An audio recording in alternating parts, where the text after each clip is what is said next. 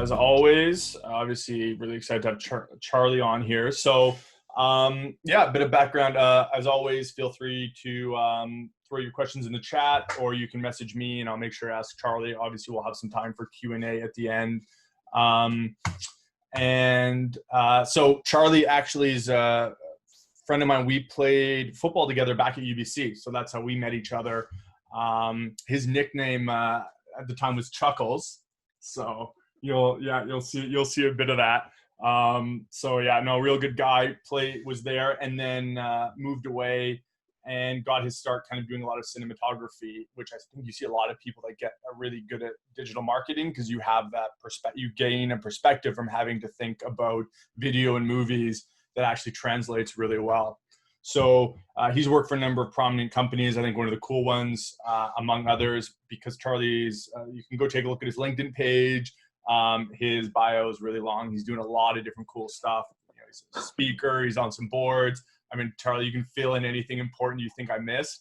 But for Red Bull, he was the doing global media strategy for their sports initiatives, which is super cool. As a sports fanatic myself, I think that was really fun. And so he ended up moving back here, did some other stuff, and then he founded RightMetric, which is his company, and they do kind of providing these insights you can't see elsewhere. And he's going to talk more about that. Obviously, we're going to talk about it in the winery context, but it's just super. It just having seen what they do, it just kind of blows me away that the data that we have access to now, and kind of how you can take that and tell a story that's helpful for a business. So obviously, Charlie's going to talk about that. And I think that's everything. Is there anything, Charlie, on your bio I missed? Anything I should have added? No, I think that's a good summary. Maybe just the only context I would add was Chris and I hadn't chatted for a long time, because we played football a long time ago together. Not too long, an appropriate amount of time ago. An appropriate amount of time. Yeah, we're not that old.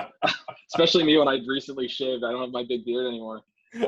But yeah, we actually got together on a call kind of like this, and he just kind of asked me like, hey, what do you do? And I just kind of took him through what we did, and he was like, I want to show this on one of the webinars, and like if we could tailor it a bit towards the wine industry and that sort of thing. So that's kind of how this all came to be. So yeah, in terms of my plan today, I'm going to take you guys kind of through our overview deck. And so basically just kind of I'll explain like how the company got started, why it got started, the pain point that we kind of saw in the marketplace for marketers, and then how we solved that pain point, and then some like nitty-gritty examples, kind of like Chris said. So just being able to show like what we can actually see and the competitive advantage that it can give you from a marketing perspective. So what I'm going to do here is I'm just going to share my screen. This is like the typical, I feel like there's a meme coming of like, can you see my screen? So here, hold on, I just got to move some Zoom controls around here. Actually, you know what? We'll keep it like this. Yeah, so, okay. So the way we got started in this, I got started into getting into entrepreneurship and starting my own company by accident. So as Chris said, I've been really fortunate for the past 10 years to kind of work on the marketing side of things at Red Bull, Arc'teryx, Aritzia, and then just doing like a lot of different consulting things. I do sit on a couple boards for some startups. And as one of the things that I found was when I was on the brand side of things, so when I was working at Red Bull or working at Aritzia, I usually had a pretty good understanding of our own data. So what I mean by that is, I knew how many people were coming to Aritzia.com or redbull.com. I knew what was happening on our social media channels. I knew, how many people were on our email list and that sort of thing. And I had a really good picture, like inside of our four walls, of what was happening and the historical context behind that. Are we growing or not? But I think what really opened my eyes to the opportunity was that there's still, while I had a good understanding of internal, I wasn't really able to see things externally in an easy way. So what I mean by that is, let's say if I'm at Red Bull, I wasn't really able to see without a ton of manual work what Monster and Rockstar and all these other energy drink brands were doing from a digital marketing perspective. Now, there were tools out there that could help me see pieces. So I could see You know, I could see web visits if I paid a bunch of money for one tool. I could see social media stuff if I paid even more money for another tool. And as I kind of started to put together this list of tools, it finally got to a point where I had a list where I was like, wow, this could actually kind of give a 360 perspective into what brands are doing competitively. And then I thought, okay, as a marketer, if I knew what was working well inside our business and I had context of what competitors were doing, by knowing those two pieces together, that would arm me with the insights that I needed to make a better, more strategic decision for our business, right? So that's kind of how we got into this idea of digital marketing intelligence. And so basically what I'm going to do is I'll talk to you about like what it is, then we'll talk about how it works, and then we'll kind of get into who it's for, and then just some like examples. And that's kind of where we can take things. And then happy, like, I love that we're actually a smaller group, happy for you guys to like come off mute and let's chat. Like, I do not want to be hammering you guys with slides at the end of the day here. So yeah, let's try and make this interactive. I'm happy to chat things through. So at its core, these are kind of the three main things that we really help our clients with. And so when I say our clients, basically we work with large B2C brands, business to consumer brands. So, you know, Red Bull is a client of ours. We work with Lululemon. We work with Mountain Equipment Co-op. We work with Van City Credit Union, ATB Financial, you know, B2C brands. We're not really in the B2B space, just because there isn't a lot of data out there that's available for us to look at. So really the three main things we do, number one is benchmarking competitors' digital performance. So really understanding like, okay, if we're here, where are our competitors at? Like, where do we stack up? That right there is something that everybody wants to know. The next piece is identify winning strategies that are driving results. So this is really, okay, now that I know how we're doing from a benchmark perspective, what are competitors doing that we should be aware of that are driving results for them? And then the third piece, which is kind of linked to that, is deconstructing those strategies and explain them in depth. And that's really where we start to get into like the nuts and bolts and more of the tactical elements of like, here's exactly what they did to get that business result. And so we found that, you know, as we package these things up and serve these to our customers, that's been really, really valuable for them. So in terms of the way that we deliver it, right now, basically it's subscription-based reports. That's what you pay for. So when a client signs up with us, they sign up for a year. Every month they will get a report. We obviously do an onboarding and a kickoff process. That's where we sit with them and go through, okay, what are the business challenges you're facing? What are you trying to learn? What are you hoping to get better at? Who do you view as your competitors? Who do you view as leaders in your space? So they might not be a direct competitor, but they're someone you want to keep an eye on because you think there's insight that you can glean from there. And yeah, basically we deliver that on a subscription model. So that's the first way. The second way that we work with brands is doing one-time deep dives. And so a one-time deep dive is basically, if you think about like a traditional market research project, so whether it's a focus group or a poll, it's like that, but using our data, the digital data, and helping businesses with different challenges. So I'll give you guys an example. About a year and a half ago, Lululemon came to us, and now it's public. They have what's called their self-care line. So they came out with some moisturizer, dry shampoo, deodorant, that sort of thing. And so they came to us and said, hey, we sell yoga pants. We don't know anything about selling beauty products. Can you help us understand the beauty product category when it comes to digital marketing? And where does that audience hang out? What types of content do they watch? What are the leaders doing in that space? What's working that the leaders are doing? What's not working that the leaders are doing? And what are some kind of white space opportunities? And so that would be an example of a deep dive where it's a brand that's launching a new category, a new product, or into a new market, where we can kind of be upstream before they actually build that strategy to be like, hey, we've done all the looking for you, and here's kind of a cheat sheet. And you can take this information and then build your marketing strategy from there. So that's kind of what it is. How it works. This is always, people are like, how do you do this? We buy data sets. So basically, as I was working on the brand side, my co-founder was also working on the brand side, we were always on the lookout for tools that could allow us to see things through a competitive lens. So, you know, I'll give you an example. For our web data, we use a tool called SimilarWeb. For our social media data, we use a tool called Crimson Hexagon. for our video data, we use a tool called Tubular Labs. And so basically, we've spent the last, well, 10 plus years working in marketing, trying to figure out all these tools that do the specific thing that we want. And then our last 2.5 years of this company has been, okay, how are we pulling all that stuff together in a cohesive way, and doing it in a way where we can provide the insights on top of it, which is what our analysts do, at a fractional cost. And so I'll be transparent about pricing and cost. And by no means is this like a sales pitch to any of you, but just understand, I want you guys to have the context of, how this fits in terms of the existing tools. So one of those tools that I told you, SimilarWeb, it's a great tool. They're about $40,000 a year. Another one, Tubular Labs, which measures video performance, that one's about $60,000 a year. And then Crimson Hexagon, which is social media, that's another 60 grand a year. And so we work with like 30 of these, and we pay like almost 7 figures in terms of data every year. And the reason why we've been able to be successful, I think, is because our subscription is 60 grand a year. So if you're one of those bigger brands like a Lululemon or a Red Bull, instead of going out and buying the 30 plus data tools and then having someone, have to come in and learn the tools, do the insights, all that, we just kind of provide that all in one package. So in terms of how we typically structure our reports, this is pretty nitty gritty, and we're not going to really get into this a little later. I just wanted to give you the overview. So basically, you can look at competitors in 3 ways. So you could look at an individual competitor. So that's what competitor dashboards are. So if you're Coca-Cola and you want to look at Pepsi and Mountain Dew and Dr. Pepper, cool. We can build you a dashboard for each of those so that you can just isolate them.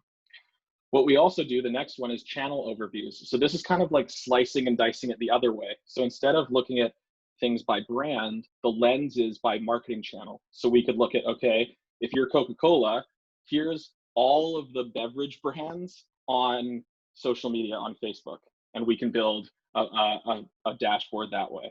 So it's just like 2 really real ways to look at things. The reason why we have these 2 is just because that's what we've heard from our customers and the way that they want to look at everything. So this stuff is continuing to adapt as we go based on the asks that we're getting from our customers. And then the last one here is case studies. And this is kind of what I'm going to show you guys a little later on. This is really where we start to get into the data storytelling. So what I mean by data storytelling is this is where we start to uncover, okay, what are competitors doing? What are the results they're generating, and how are they doing it? So as you can see, our stuff is pretty easy to digest from a visual perspective. It's definitely not spreadsheets and that sort of thing. That's by design. And the main reason for that is because, having been on the brand side, there were times where I spent an ungodly amount of money on market research, and you get back this massive document with size 10 font with like 20 graphs and spreadsheets, and then I would feel like I would have to hire a consultant to read it. So with us, I think the big thing that we're trying to focus on is readability. We're very, very bullish on the idea of increasing data literacy when it comes to marketing, and making it not as intimidating and making it more approachable. We're big believers in that this stuff can really give people a competitive advantage. Data as well as competitive intelligence can provide them a competitive advantage. So we're doing our best to visualize it in a way where people can read it and consume it and use it to give themselves the best opportunity to be successful. So really, like, the way we structure these things, the reason why is it's very simple. We want to tell you who's winning and losing, why they're winning and losing, and what you can do to win more and lose less. That's really it at the highest level. And so what we do is, by packaging all this stuff together, we do it across every single area that matters most to marketers. So we do this for content, we do this for ads, social, we do this for websites, we do this for email, and we do this for apps. There are some kind of like weird outlier use cases. Right now, we're just kicking off a project for a German television station, and they want to get an understanding of how the digital world and like the connected TV space come together. So that's kind of like a fringe use case where we're looking at a lot of this stuff and tying it into something that might be outside of our domain, which is connected TVs right now, because that's kind of a fairly new thing. But yeah, typically we have full coverage across all the different areas that matter to marketers. Okay, who is this for? So this is something that I just like to put out there, of like the type of companies that tend to see the most value from what we do. So the first one is we work with marketing leaders. And so the ones who are mainly tasked with generating leads and or revenue for their business. You have to be in an industry that uses digital marketing. I think that goes without saying, but the reason that it's in here is because I've had conversations before where people are like, wait, you can't track billboards on the side of the road. And I'm like, no, I can't track billboards on the side of the road. I don't have an army of people with cars. Interested in driving measurable results. So this one is really key for us in that, numbers matter. And I know that probably sounds obvious to most of you on this call, but there are other industries such as fashion where, and I call that one out specifically because there are times where the numbers were so obvious where we've worked with fashion companies, but they haven't necessarily done something, or they haven't been inclined to listen to a recommendation because they don't think it's cool or right. So that's something that we call out. Like, we're very no mercy, no malice in our approach. We tell you when something is an opportunity and it's working really well. We will tell you if something is stupid and you should stop doing it. And it's really just us kind of being that unbiased third party. And so that's the other thing is what I say at the top when I talk to different companies is we're not an agency. So what I mean by that is we don't do creative, we don't buy ads, we don't build websites. Our team has extensive marketing knowledge and background, but it's very, very important for us to be apolitical or unbiased in our approach. And that's something that we found in marketing when a big brand hires an agency goes away, does the campaign, and then when they come back and report on the campaign, 99% of the time, what happened? Oh, it was the best campaign ever. Well, of course it was. They got to mark their own homework. And so that's something that we've really found that our clients appreciate, is the fact that we're kind of unbiased. We're just going to tell you, we've looked at everything in your space. We've looked at your direct competitors. Here's how you stack up. And here's a no mercy, no malice, recommendation of like what we think you should do and why.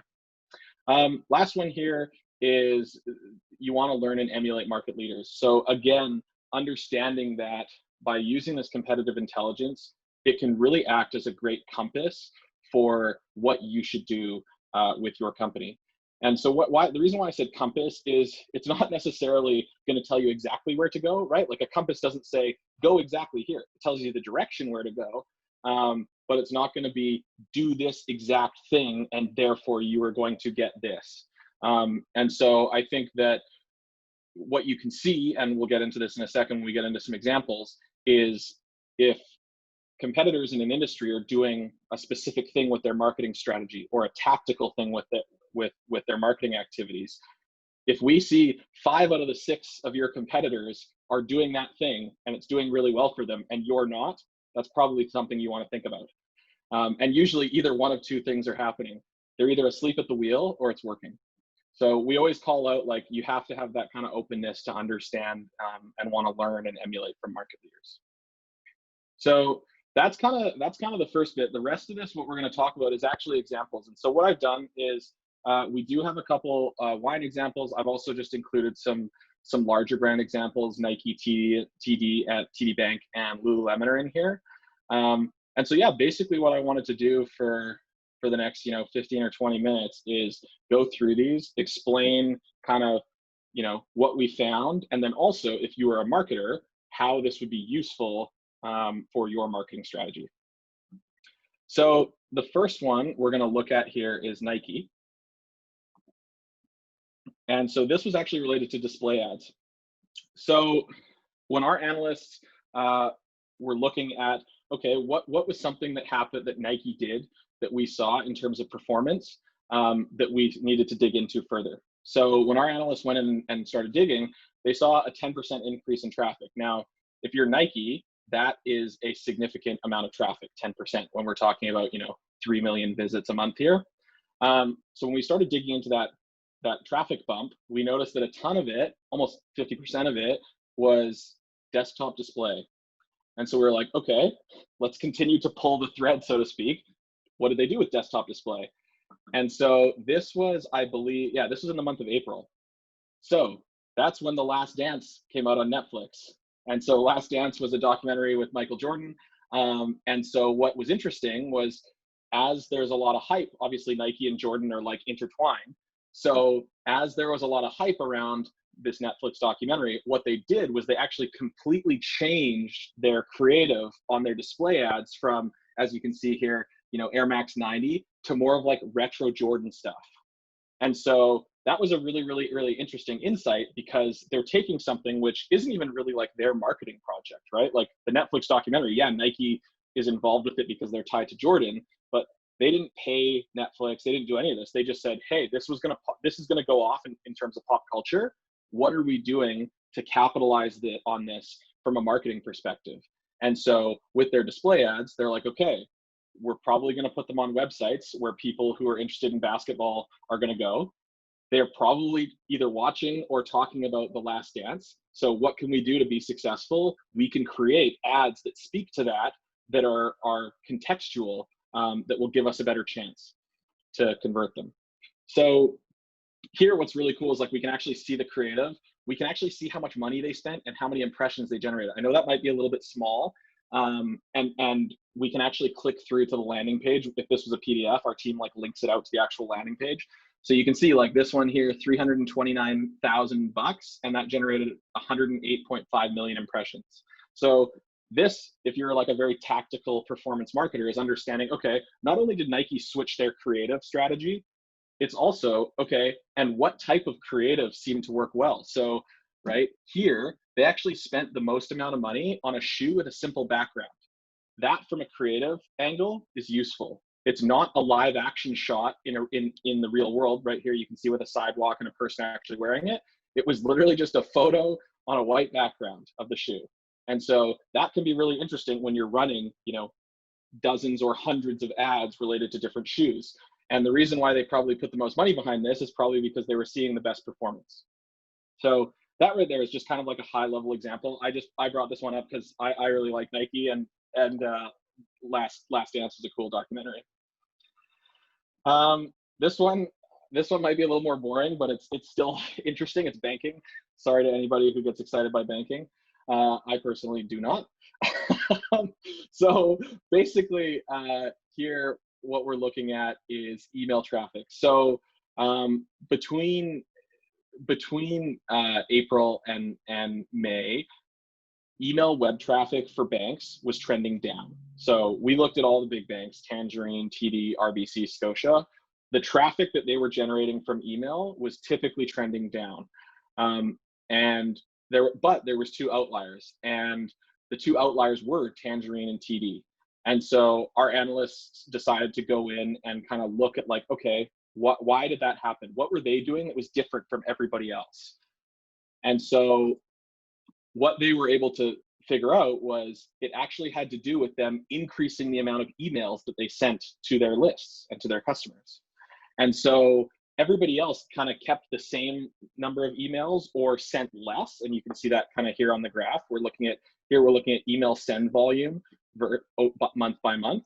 And so you can see that they significantly increased their email send volume, and same with Tangerine here.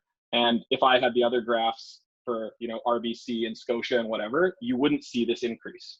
So, okay, it's one thing like send more emails, sure. But what are they doing with their emails, and what can we learn from them? Because for them to send more emails, that's one thing. But for them to actually generate the web traffic, that's another thing. That must mean the emails that they're sending are actually converting. People are actually taking an action and going and clicking through and going to the site. So our analysts actually do like a qualitative analysis here. So what we'll do is we can actually see the emails, the types of emails, including the creative that is sent. So this is the email that TD sent, and this is the email that Tangerine sent. And so what we do is kind of talking about, okay, what are the subject lines and what are the types of creative that they're using?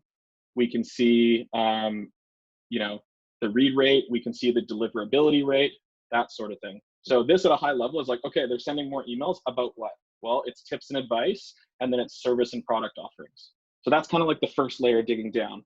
The next one is like where the nerd in me kind of gets excited.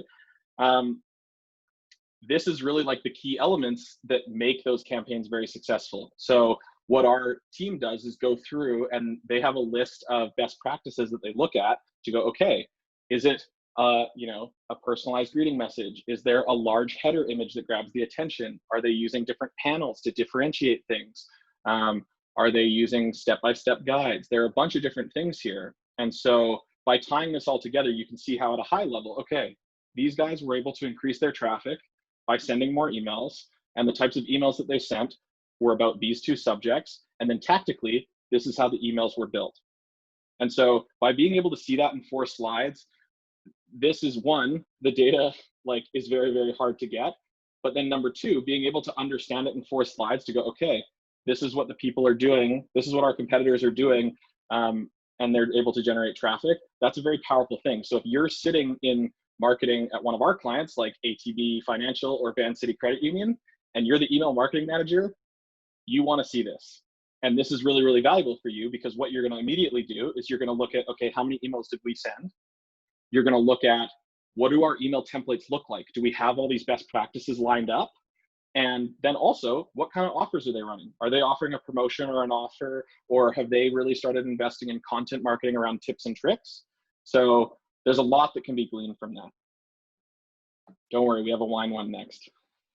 So just curious for a second though, yeah. Charlie, like what are your takeaways from those, right? So like for wineries, like what can they, from this information, what can they take away that they should be doing? Like is it just sending, like, is it sending more emails? I mean, yeah, what's the takeaway? Yeah, so I think for wineries, I mean, this is financial services. So the insights here are specific to financial services. If we were to do this type of analysis for wineries, there could be a learning. Now, that said, a lot of these best practices here in the middle, so header image that grabs user attention, panel layout to help discern separate topic themes and ideas, these are things that our analysts see across industry. Whether you're trying to sell banking, insurance, shoes, like these are just kind of email best practices. So yeah, that's the main thing I think that would be a takeaway for people in the winery space. I think the point of this is just showing the level of depth in which telling that story and why and how these insights can be useful for them as more of like marketing intelligence and competitive intelligence as a whole. Okay, next one here. So Mission Hill. Hopefully nobody from Mission Hill is on the call here, or maybe hopefully they are. Maybe actually this is a good aside. So data seems to be like a very sensitive topic, and I'll tell you guys a funny story. So before I dive into this, so we were talking to a large video game manufacturer, and we were going through a presentation like this, and they were very not skeptical. They were like, well, our data's private and I don't want to show you. But what was funny was that I had already used our tools to see how many people came to their site, how much they were spending on ads and all these different things. And so John, the CMO there, was like, well, we don't feel comfortable giving you your data. And I said to him, like, why? I know that you spent 7 million last year on Instagram. Like, I can already see it, John. It doesn't matter. And the look on his face was like, whoa. And so I think that's another point, is that like everything that happens online gets seen. I know everybody probably knows that. But yeah, this competitive intelligence stuff is everywhere. So that's kind of why I said, like, I hope nobody from Mission Hill, but at the same time, like, we can all see it. And there's nothing here that's bad. We're actually going to call out something that they've done well. So this is specifically looking at Instagram. So, you know, typical, the surface level, these are kind of what I would call a vanity metrics, is like, oh, okay, like, great, you have the most followers. That doesn't necessarily mean that you're the most successful, because people can buy followers. How engaged is that audience? And when I say engaged, I mean, how often do they interact with your content, but also how often are you doing something that makes them take a desired action for your business? And so I'll say that again. How often are they taking a desired action for your business? Are they signing up for an email newsletter? Are they like not just passively consuming your stuff? What are they actually doing and interacting with your brand?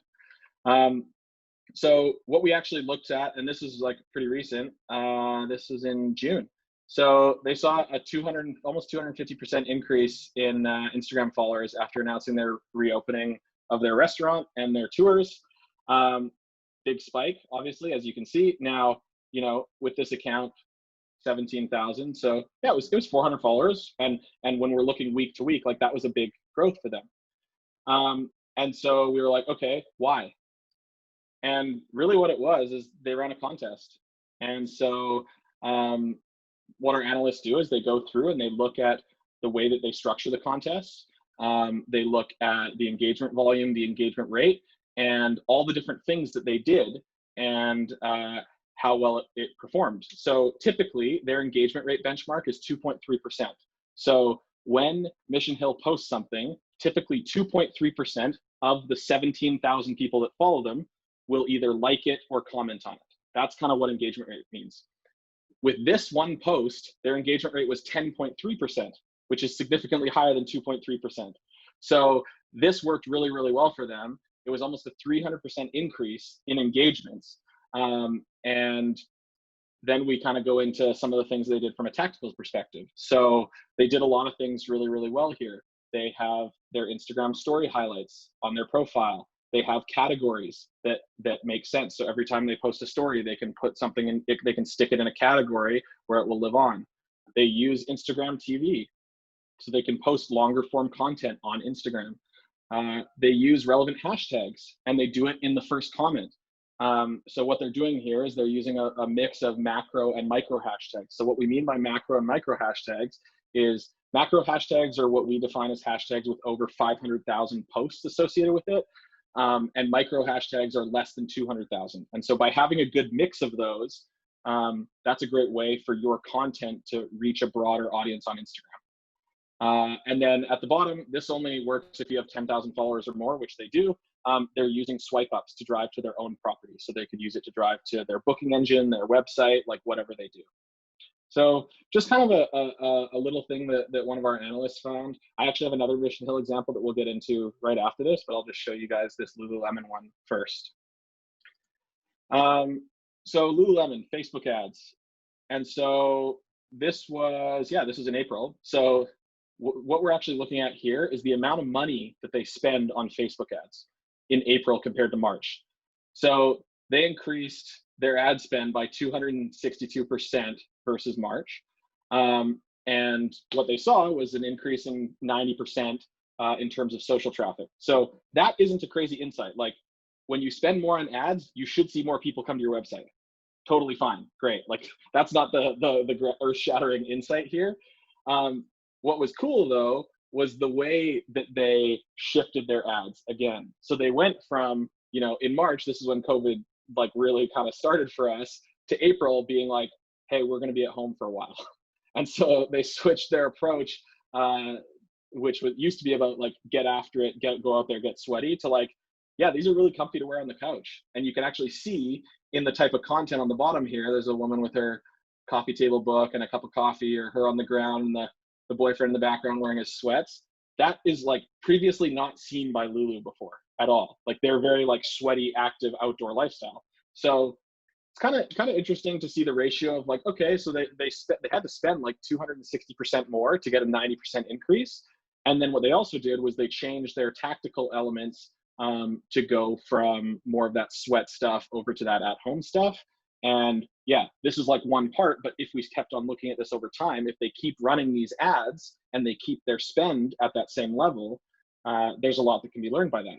Again, it's either working or they're asleep at the wheel. But given that they made a big shift like this, they're probably not asleep at the wheel. So you'd assume that it's working. Okay, last example here. This is actually looking at organic search and Mission Hill again. I think this one is pretty useful for you guys. So basically, Mission Hill saw a big increase in web traffic, so almost 70% in June, and that was also up 60% year over year. So from May to June, it was up 67%. From June to June, it was up 60%.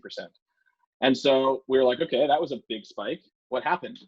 And so what we found was it was actually organic search. It was people searching for things.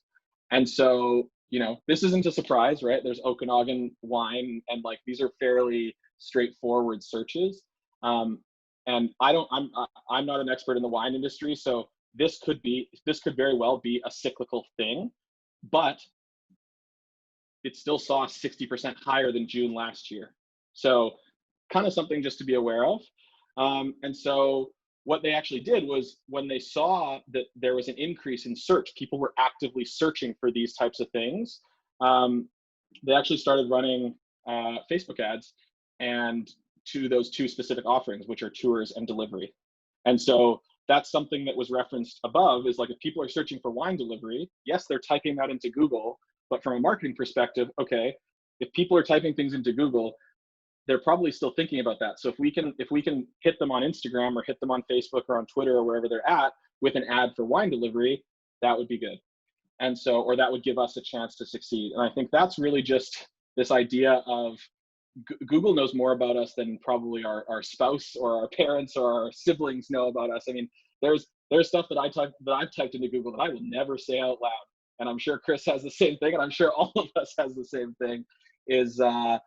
So Google and search data can be such a great proxy to be able to use in other marketing channels. So the learning here, I think, for you guys is like, there's a lot of really great free tools available from a search perspective to understand how people are searching, what they're searching for in related to either your brand or your industry or your region, and then take those learnings. And once you have those learnings, okay, how can you create a plan that doesn't just like, it's not all about just writing blog content. How can you take that and leverage that through your ads or through your organic social or through your email and all those different things? So this was like a really cool little one. We don't, like I said, we don't typically work in the wine industry. So when Chris was like, hey, can you have some wine examples? We were like, yeah, okay, let's go away and like see.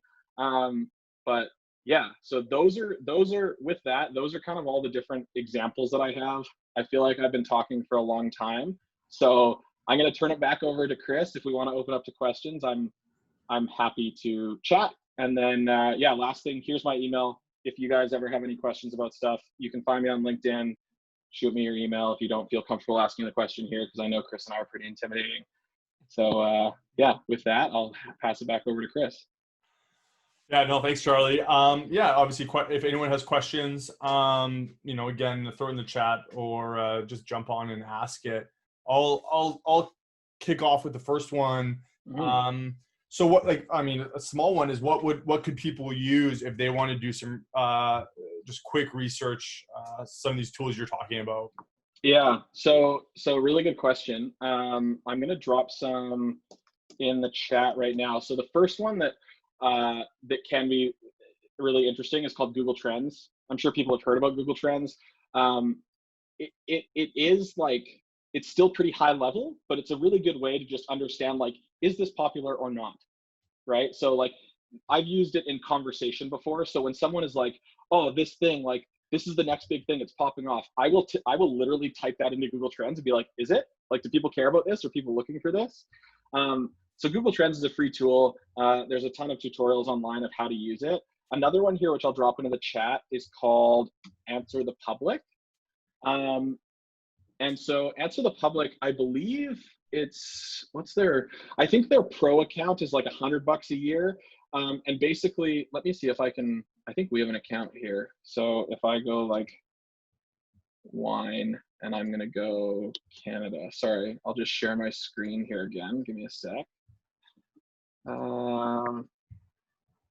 Okay, so let me know when you can see. Yeah. So basically what I typed in here was just wine in Canada in English, and I'm going to click search. And so what this is doing is, as it loads here, is this is going to pull all of the search queries that are in questions related to wine. So, and then it visualizes it like this. So, how is wine served? How wine tastes like? Where is wine stored? Which wine is best? And so what it'll do is, it's all these different questions. And so why this is interesting is this can be really useful to come up with blog posts. This can be really useful to come up with email topics. And you can see that the dark green means like the amount of questions related to it. Can wine make you drunk? Can wine make you fat? Anyway, so there is like questions, and it will say, so dark green means there's like a lot of interest around this question, and light green, like the kind of opaque one, means there's not. So this can be really good for writing blog content, email content. This could also be a really great thing to like, hey, we're going to start a weekly Q&A show on our Instagram, you know, do something like that. But what you're doing is you're actually basing the questions that you're asking off of quantified demand. And so there might be another thing where you could look at like wine in the US, and maybe it's like, okay, if we're looking to attract an American audience, obviously not right now because they're not allowed to travel and come into the country. But if when the border opens back up and they're coming back, you could look at, okay, what are people in the US searching for when it comes to wine? And is there something that we could, you know, maybe we shoot a video where we answer some of those questions, and we use that video as an ad on Facebook to target Americans who are interested in traveling to go to a vineyard or a winery or whatever, right? So I think this is a really cool tool. Well, that was free, what I just did there. I think when you upgrade to Pro, let's see what the cost is. Okay, so it's 99 bucks a month. So it's $1,000 a year. Sorry, my bad. We spend a lot of money on tools, but yeah, this one is, what is it? Limited daily searches. So I don't know how many searches you get, but yeah, just use someone else's computer and maybe do some research. That's a great way. I'm just thinking about another one here. Actually, SimilarWeb is a great one. So I'll drop this in the chat so that you guys have it too.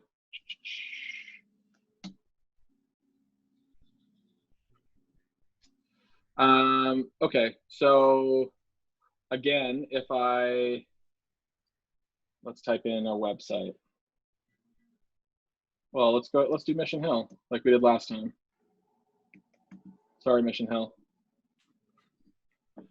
Share my screen here again. Oh, actually, I have the Pro account. So basically, this is one of the tools that we use for website performance. So we can look at, you know, we can look at the date range. So I can look at like the last 24 months. I believe on the free version, you can only see the last 1 month or last 3 months. And then we get with our Pro version, we get a ton of like really detailed data, which is what allows us to kind of do that data storytelling. But yeah, there is a free version of this. Let me see if I can log out of this. And so when you go to similarweb.com, you can put in anything. Like, I don't know, I always love to use Walmart. Let's see what Walmart does, because their traffic will be ridiculous. Okay, well, I'm actually curious. Try summerhill.bc.ca. Let's do a different one other than Mission Hill. Summerhill.bc.ca. Yeah. Okay, so when things show up as NA, the reason is there isn't enough data. And so NA means anything less than 5,000 visits per month. So that, like, the fact that there's no answer doesn't mean that there's no answer. It's just, hey, that's less than 5,000. If this was 6,100, it would show up.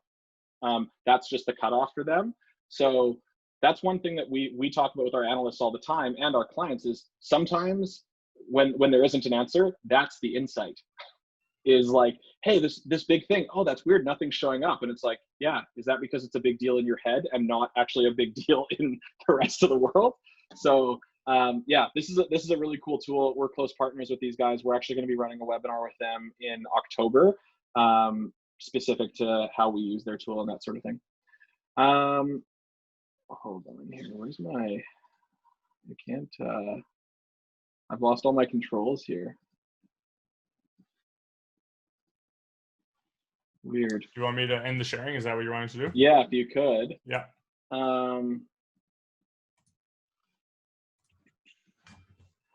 So yeah, those are the tools that I think, like, if you're looking at search, that can be a really great one. Another one actually is called BuzzSumo. These names are pretty ridiculous.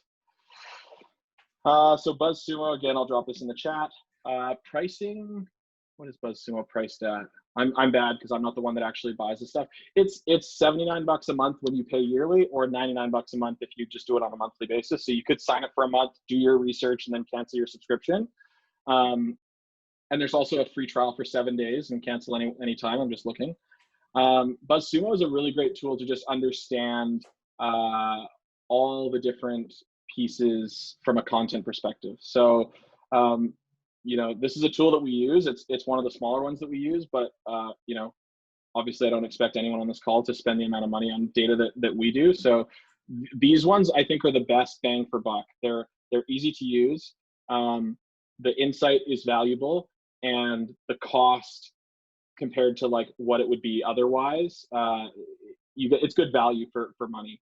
So yeah, those are really the three, is like understanding what people are searching for with Answer the Public, being able to see how many people are going to their site, and then understanding what content is working or not working. Cool. I'm just looking in the chat here, actually. Yeah, so you had a question around the wine and social media use. Just curious, kind of saying like lifestyle industries, which wine is a part of, and then how has social media use changed since March, aka since when COVID hit? Yeah, so that last question of how has social media changed since March is a massive question. But Hugh, if you send me an email, I'll quickly share my screen. Sorry, one more time here.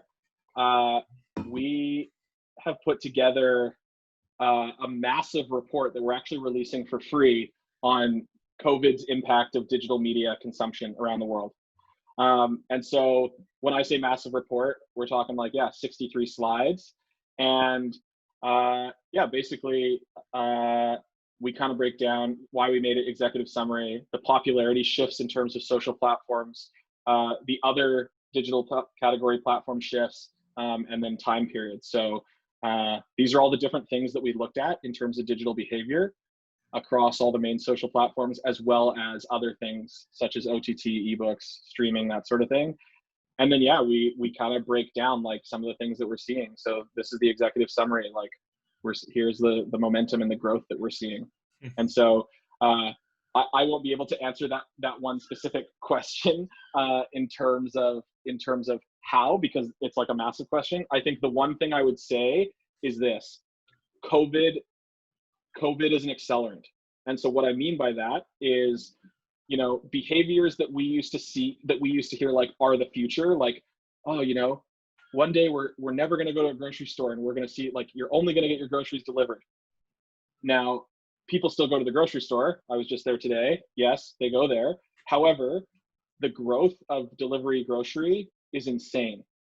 And so these habits that we have where, maybe I was going to try that, now have been accelerated. Something that might have taken without COVID, 10 years for that habit to like become mainstream and be what the majority of people do. We saw that happen in like a month.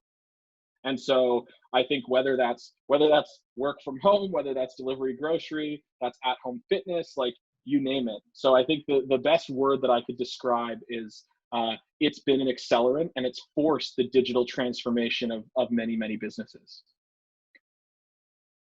And then how much of that do you, from your perspective, based on what you're seeing, do you think is going to stay? So, I mean, for example, a big question is we have is like, maybe to make that specific, is around online buying. Like if you have a winery, obviously a lot of people have gotten used to signing up and purchasing wine online.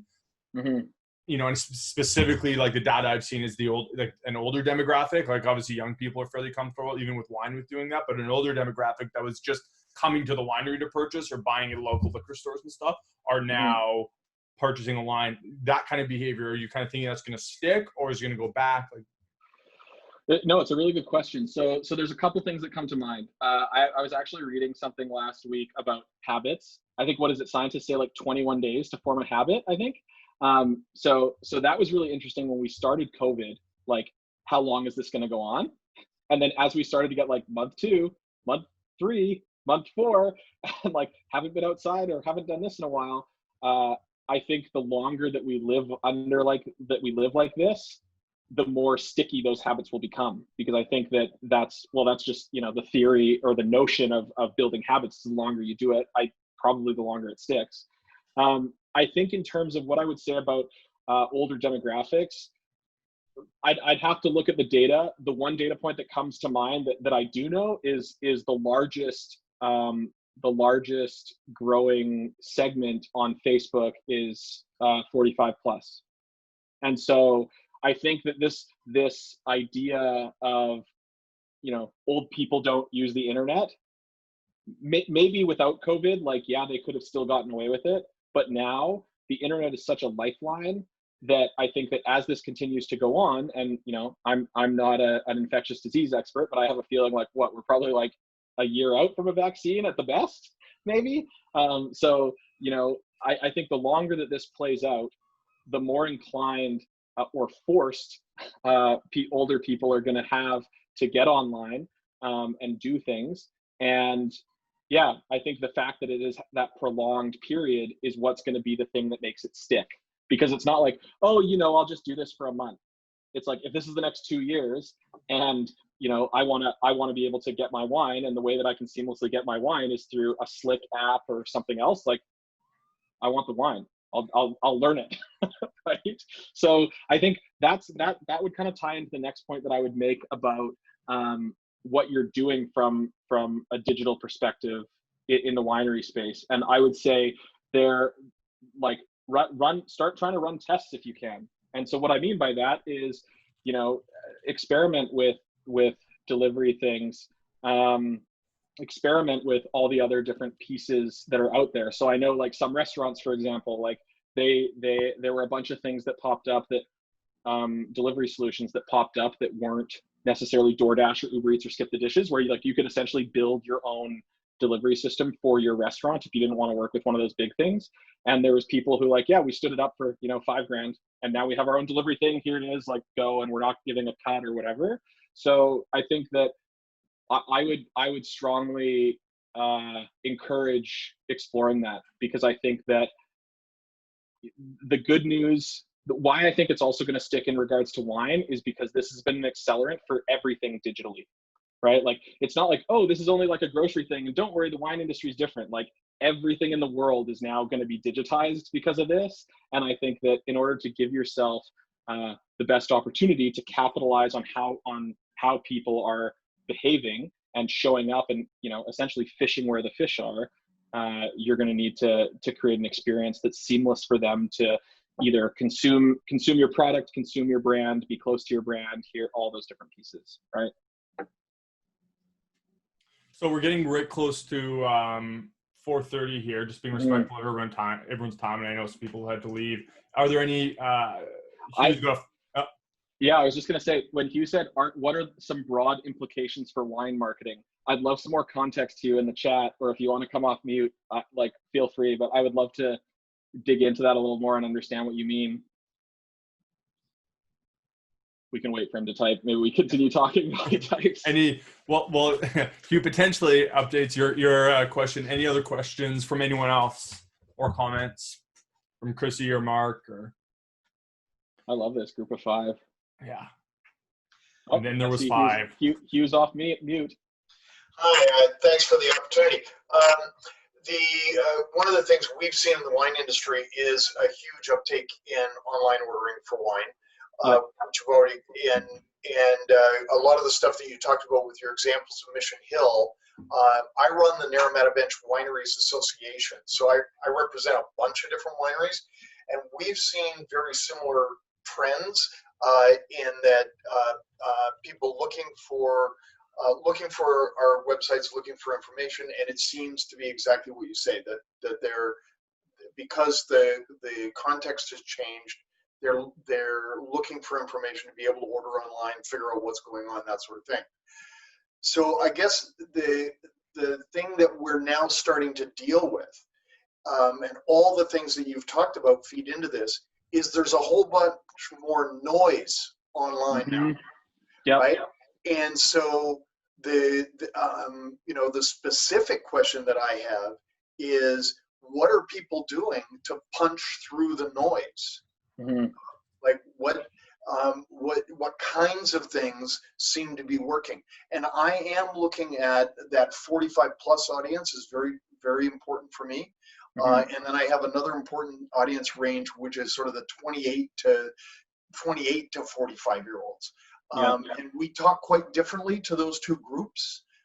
So Yeah, any insights as to how do we track through the noise? Yeah, so really good question. Thank you for that. I think a couple things. One, I think you hit the nail on the head that it is going to get more and more competitive.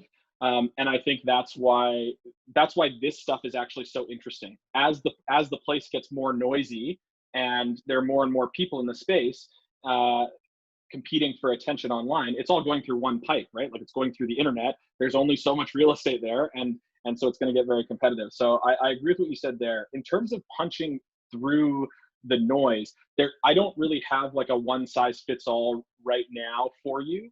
And the reason for that is I would need to dig deeper into the actual data. And so what my advice would be is spend the time to look before you leap, so to speak. So instead of being like, hey, 45 plus, I think they hang out here, boom, I'm going to go. What can you do to invest in looking before you leap to understand that behavior?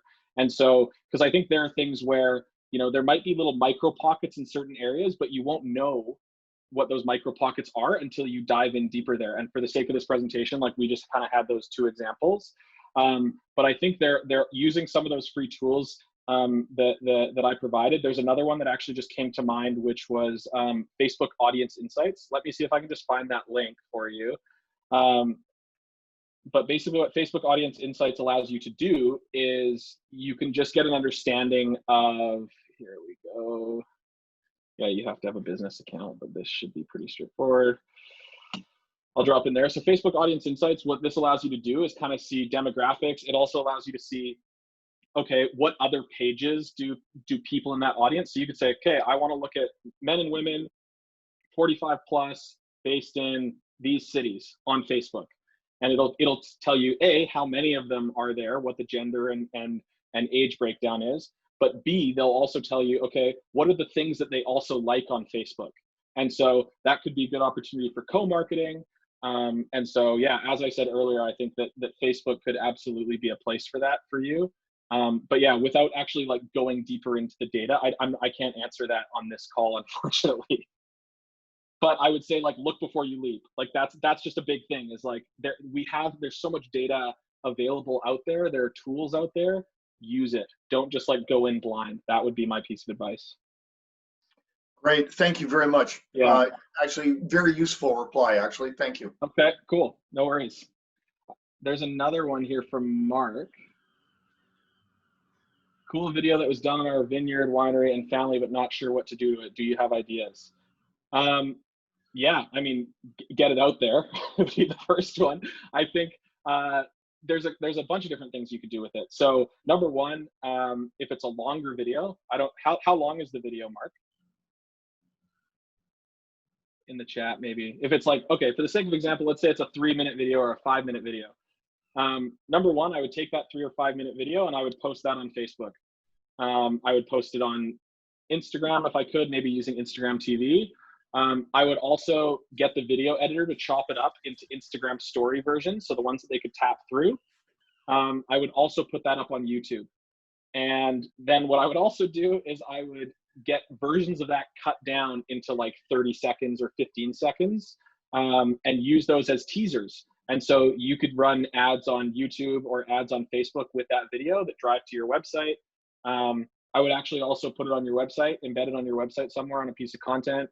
And yeah, like basically sweat out that asset, right? Like if you've invested the time and cash to make a video that tells your story about your family and that sort of thing, don't just spend the money on producing the video, spend the time and the money distributing the video. And actually the one answer I'll give on that is I gave a talk in Prince George about, when was that?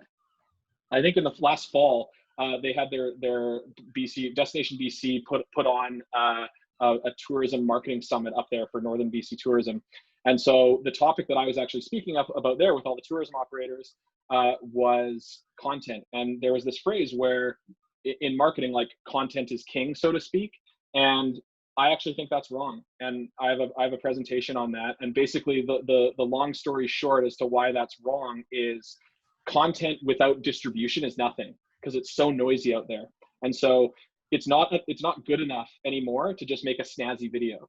What are you doing to make a great video with great story and evokes emotion, but also optimizing that video for consumption across all the digital platforms? So, you know, the version of the video that goes on Facebook is very different for the version that should go on Twitter, which is different for the version that goes on YouTube. And so I'll expand a little bit briefly on that because I know we're over time here, but you know, YouTube is actually the second largest search engine in the world behind Google. So when you put a video on YouTube, it's not going into a chronological feed necessarily. So the way that you upload that video to YouTube, it's really important the thumbnail that you choose. It's really important the SEO you do behind the scenes on the video in terms of tagging it, using video tags and all that sort of stuff. Whereas when you put it on Facebook, people are scrolling through a news feed. So the first 3 seconds of that video are super important to make their thumb stop scrolling. So that right there is like, you spent all this time and money trying to create this beautiful piece of content. What are you doing to give it an opportunity to be successful from a distribution perspective? So there's a lot there. I hope that helps. Actually, Mark, if you shoot me an email, I'll send you a PDF of that presentation that I have. It might be pretty interesting for you, and you might rethink the way distribution is done. And yeah, Gary Vee is the king of chopping this up. And I think about, like, we actually did this at Red Bull when I was working in marketing at Red Bull. Excuse my language, but literally our motto is make the best shit, put it everywhere. And that's like what we were constantly doing, was like, how are we making the best content and then seamlessly optimizing it for everywhere that people consume. Yeah, I'd just say, just for people that are watching this after the fact and can't see the chat, through in there's a great, you can just Google it, by Gary Vaynerchuk, how to create 64 pieces of content in a day. And it's just taking exactly what Charlie's talking about and just giving some concrete examples of ways you can take a single piece of content and just turn it into masses and masses of content to share to make that easier. Because I think, Charlie, that's a great, because exactly, it's distribution is king. Because if you make one, rather than making 64 pieces of content, if you make one good piece of content and then share it 64 ways. Yep, absolutely. And I mean, actually, I think back to one other thing we did this. So when I used to work at Arc'teryx in video production, and I was an editor. And actually, I have a blog post, which I'll selfishly share in here, because actually I think this is a really good example. But basically, we made a video based off of the queries that were coming into our customer service team. And the query that was coming in was, how do you wash your Gore-Tex jacket? And so now that video today is Arc'teryx's second highest viewed video ever. And I just dropped it in the chat. And it actually ranks above Gore-Tex.